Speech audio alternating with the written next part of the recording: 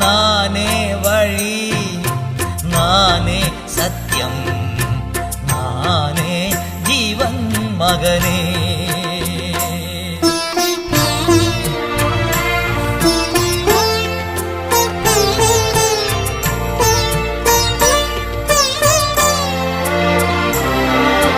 உனக்காகவே நான் ஜீவிக்கின்றேன், உன் உள்ளத்தில் வாழ